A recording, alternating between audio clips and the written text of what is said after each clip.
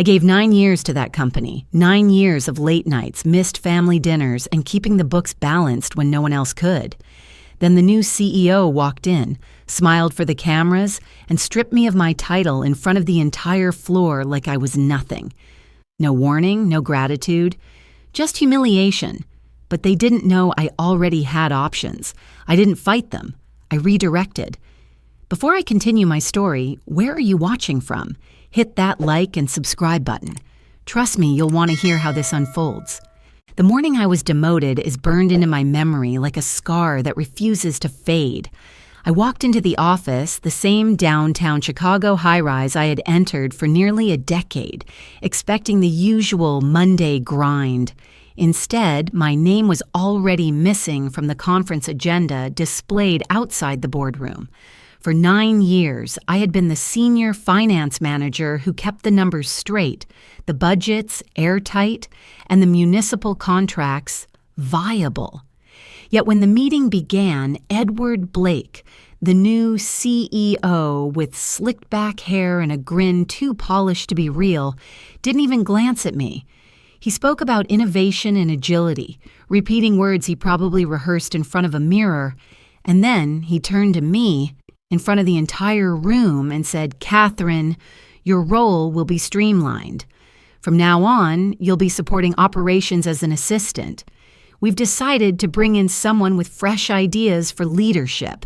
The words hit like a hammer. A couple of younger analysts exchanged smirks. Karen Mitchell from HR kept her head down, pretending to scribble notes. My throat tightened, but I didn't argue, beg, or even blink. I sat there still, letting the weight of his arrogance sink into the silence. What cut deepest wasn't the demotion itself, but the casualness of it. Years of saving the company from failed audits, restructuring outdated systems, and pulling late nights to cover payrolls meant nothing. Edward called it realignment. I called it betrayal, but I didn't give him or anyone else the satisfaction of seeing me break. I simply nodded, closed my folder, and wrote one note in my book, not financial figures this time, but something colder. Observe. Remember, redirect. Edward mistook my silence for submission, and that told me everything I needed to know about how blind he was to what I could really do. When the meeting ended, Karen followed me out with that brittle smile people use at funerals. "Don't take it personally, Catherine. It's just business. You'll still have a place here." Her words were sticky with false comfort, and I realized she was only a pawn, carrying out orders without thought. I didn't respond. At my desk, I packed only what mattered. A few notebooks filled with years of ideas, a pen my father had given me when I first became a manager, and a chipped mug that still smelled faintly of burned coffee. The office buzzed on like nothing had happened, like I was already erased. I didn't slam a door or make a scene. I walked to the elevator with measured steps, each one heavier with the truth I had been forced to face. My time here was over, and as the doors closed, I whispered to myself, I didn't go back, I went in a different direction.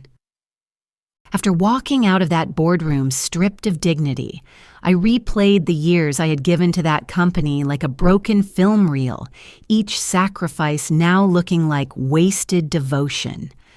I had been the one who redesigned their municipal bid models when the city nearly cut our contract in half. I had been the one who sat alone at midnight recalculating insurance risk tables during a snowstorm, while others enjoyed their holidays. When regulators flagged potential discrepancies, it was my quiet corrections that prevented fines and saved our license. Yet none of that carried weight anymore. To Edward Blake, I wasn't the strategist who had kept the firm alive. I was just another relic he could replace with a cheaper smile and a buzzword title. Loyalty had become a liability. Somewhere under the bitterness, however, a new thought was taking root. If my expertise was treated as a burden here, perhaps it could become an asset somewhere else. The idea simmered until it finally took shape in the most unexpected way. 2 weeks later, I sat in a cafe on the South Side, sipping weak coffee while scrolling job postings that promised dynamic environments and growth potential, which read like code for overwork and underpay. Then an email appeared from Anthony Ross, a CEO I had met once at an industry roundtable years earlier. Back then, Edward had mocked him as a small-time operator, a man destined to lose in the big leagues. But Anthony's email was respectful, measured, and curious. He had heard about my so-called transition and wanted to meet for lunch. My pride still stung too much to accept immediately. But something about his tone made me pause. He didn't sound like someone searching for scraps. He sounded like someone building something worth joining. When we finally met, Anthony didn't waste words on pity or false praise. He asked me one simple question. Catherine, if you had complete freedom, no politics, no arrogant board, how would you reshape a finance operation to win municipal contracts? I froze for a moment, caught off guard by the bluntness, then felt something uncoil inside me. For years, I had been told to patch, fix, and bandage what others broke, never to build, never to dream. And here was someone asking not for repair, but for vision. I told him about scalable budget tracking models, about creating transparency and risk allocations to win public trust, about compliance structures that could slash overhead without cutting quality. He didn't check his watch, didn't yawn, didn't brush me off. He scribbled notes, leaned forward and asked sharper questions. For the first time in years, my voice felt like it mattered. That night, I walked home under Chicago's sodium streetlights, remembering Edward's smug smirk as he demoted me. He thought he had buried me in irrelevance, but in reality, he had forced me into soil that would let me grow into something stronger. Anthony's firm was smaller, hungrier, dismissed by people who measured worth by flash instead of substance. They thought they had cut me down, but what they had really done was point me toward a battlefield where my skills could finally decide the war. When I agreed to join Anthony Ross's firm, it felt less like a leap and more like stepping into a role I had been quietly preparing for my entire career. The office was nothing glamorous, just a worn mid-rise on the west side of Chicago, where cubicle walls leaned a little from years of use, and the break room coffee maker hissed like an old radiator. But what they lacked in polish, they more than made up for in hunger. Anthony's team was young, sharp, and underestimated. The kind of people who weren't afraid of long nights if it meant carving out their place in the industry. They welcomed me not as a leftover manager, but as the strategist they had been missing. I began by watching, listening, mapping out every weakness in their systems, and I saw it all clearly. They had heart but no structure, ambition but no roadmap. That was where I came in. I didn't march in with declarations or tear down what they had built. Instead, I rebuilt their backbone piece by piece, invisible to the outside world but undeniable to those inside. I designed budget models that could withstand the toughest municipal audits, compliance frameworks so tight they passed surprise inspections without a single note, and training programs that turned junior analysts into confident strategists. Within months, the firm that had once been overlooked began to look like a contender. At night, walking home beneath the glow of Chicago's streetlights, I thought about Edward Blake in his pristine corner office, smirking while he dismissed people like me. He thought I had vanished into irrelevance, but he had no idea that every system I built here was sharpening the blade that would cut into his empire. He had mocked Anthony's firm as insignificant, but from where I stood, we were quietly becoming his most dangerous rival. The transformation wasn't loud, it wasn't flashy, and that was the point. Competitors ignored us until it was too late, and when our bids started slipping into contests once reserved for giants, people began to whisper. By the end of the year, we weren't just participating, we were winning. Our forecasting models undercut larger firms without cutting our margins. Our compliance structures won trust from city officials, and our client relationships deepened because we offered transparency that others couldn't. Every time I saw Edward's company name stamped on a proposal we were up against, I let myself smile coldly. He didn't know I was behind it, didn't realize the strategist he had humiliated was now orchestrating his decline. The irony tasted sharper than any drink I had ever poured at a celebration. What I was building in the shadows was more than a rival firm's growth plan.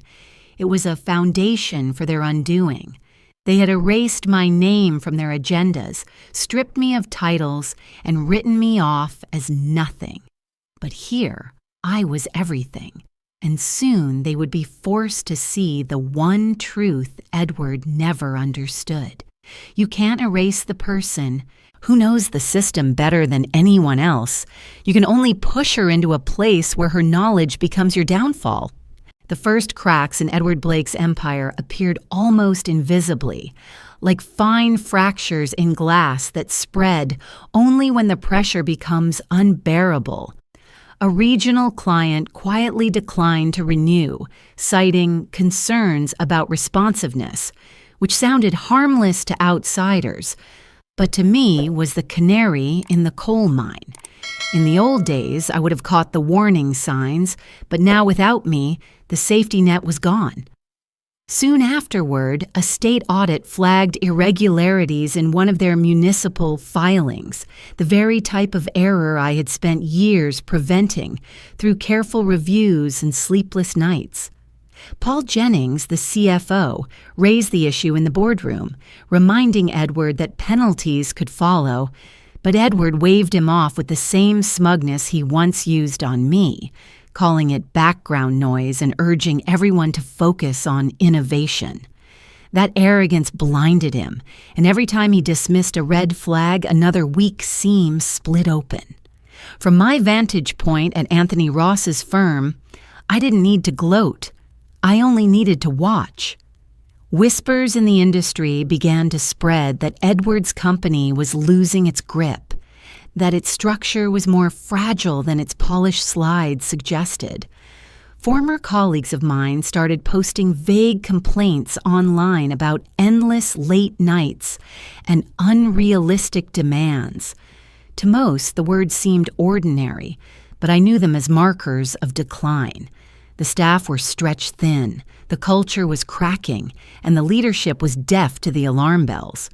By the time their second quarterly report under Edward was published, the numbers spoke volumes. Revenues flat, operating costs creeping higher, retention slipping lower. Yet Edward stood before investors beaming, declaring that the company was in a transition to dominance. But dominance is proven in results, not slogans, and his results betrayed him. Meanwhile, at our office, we tracked the shifts carefully, aligning our strategies to exploit the openings he was too blind to see. His empire wasn't collapsing yet, but the foundation was groaning, and I knew what he didn't. Cracks never stay small forever. The reckoning came with a contract so large it could shift the entire market. A $200 million municipal insurance bid for the city of Chicago, the kind of deal firms sharpen their knives for years in advance. Anthony Ross's company had never been on that battlefield before I arrived, but after months of work, we weren't just prepared. We were dangerous. I had rebuilt their systems, taught their analysts how to see patterns others ignored, and created a proposal so airtight that it felt less like a bid and more like destiny.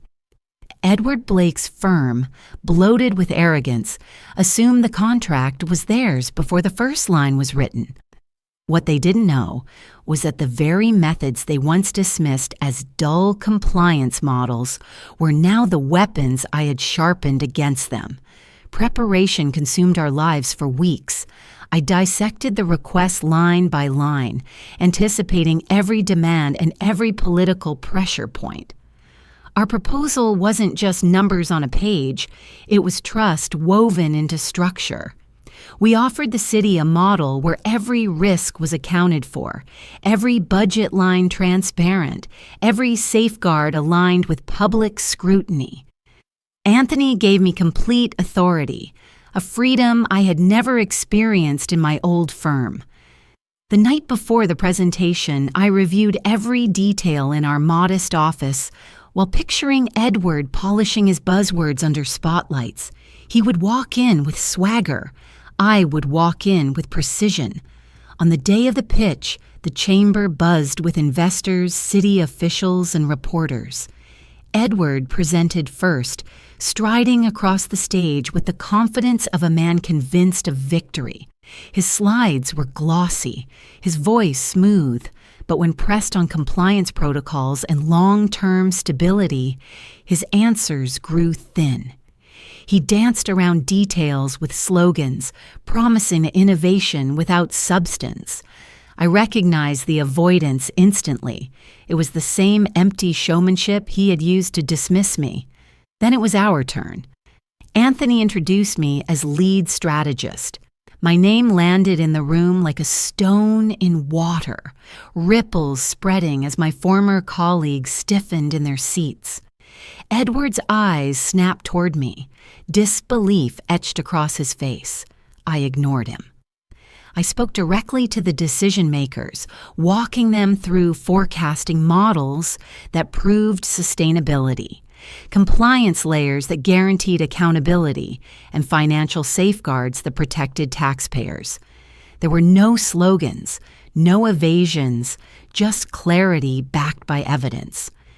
Questions followed, detailed and sharp, and I answered each with the authority of someone who had lived inside these systems for nearly a decade. The silence that followed was not the silence of dismissal, but the silence of respect. When I stepped off the stage, I didn't need an announcement to know we had won. Edward's jaw was tight, his smirk erased. Paul Jennings pale and sweating as though he had seen the writing on the wall. Weeks later, when the official award letter arrived, naming Anthony's firm the winner, it was merely confirmation of what we already knew. The empire that had erased me had just been dethroned by the strategist they had discarded. Standing in Anthony's office with the letter in my hands, I felt no need for celebration or gloating. Cold clarity settled over me instead. Revenge had not required sabotage or anger. It had required walking away, building something stronger, and proving on the biggest stage that the crown Edward believed was his had never truly fit. The day the city's award was announced publicly, my phone lit up like a switchboard on fire. First came a voicemail from Paul Jennings, his voice forced into a calm he clearly didn't feel as he asked me to call him back, just to talk through options. Options, what a generous word for desperation. Then came Karen Mitchell from HR, suddenly warm and sugary, telling me the company would be open to reconsidering my role now that circumstances had changed. Finally, the call I expected but didn't care for. Edward Blake himself, his tone dripping with a false familiarity, telling me there was a leadership position waiting if I was willing to return. Each message piled onto the last, a crescendo of panic from the same people who had once smirked as I was pushed aside. I didn't answer any of them. I didn't need to. Their voices carried all the humiliation they had once tried to dump onto me, and now it was theirs to bear. Instead, I opened LinkedIn, edited my profile, and with one click, set it to private. No more free windows into my life, no more leverage for them to claim even a shadow of me. I closed my laptop, sipped coffee in silence, and let their words vanish into the void. Revenge didn't require confrontation. It required absence, refusal, and the calm knowledge that every call unanswered was another reminder that they had thrown away the person who could have saved them. They reached for me like drowning men clutching at air, but my silence was the rope they could never hold. Looking back now, I realize I never set out to ruin Edward Blake or the company that erased me. I didn't plant traps or chase vengeance with fire in my eyes. What I did was simpler and far more powerful. I outgrew them. They were so obsessed with flash and arrogance that they forgot stability and trust, or what keep the walls standing. I carried those values into Anthony Ross's firm, and together we built something stronger, sharper, and unshakable. Watching my old employer stumble wasn't triumph. It was confirmation that ignoring the people who hold the true foundations is a choice with consequences. They destroyed themselves when they mistook loyalty for weakness and experience for irrelevance. My revenge wasn't in their downfall. It was in my success, in the life I reclaimed, in the knowledge that they had to watch me win from the sidelines. That's the lesson. Sometimes the sharpest revenge is simply thriving where they said you couldn't. They thought they had broken me when they stripped away my title, but what they really did was set me free to build something stronger, sharper, and untouchable. In their arrogance, they believed a demotion was an ending, yet it became the spark that ignited my rise. What I learned through that experience is something far deeper than revenge alone. Power doesn't always come from fighting loudly in the room where you were humiliated. Sometimes power comes from stepping into a new room entirely and proving through your success that the people who underestimated you were wrong. For me, that meant redirecting my skills to a competitor, rebuilding systems that were ignored before, and watching as the very firm that erased me had to face the consequences of their arrogance. The lesson isn't about tearing others down. It's about refusing to let their dismissal define you. Life will hand you unfair bosses, careless leaders, and people who mistake loyalty for weakness. But you don't have to collapse under their judgment. You can redirect, rebuild, and outgrow. My revenge wasn't about destroying Edward Blake. It was about thriving in a place that valued me, knowing he would be forced to see what he lost.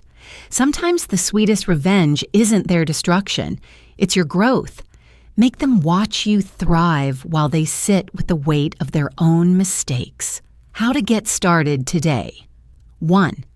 Write down one skill or talent others overlook in you. 2. Identify one new place, big or small, where that skill could shine.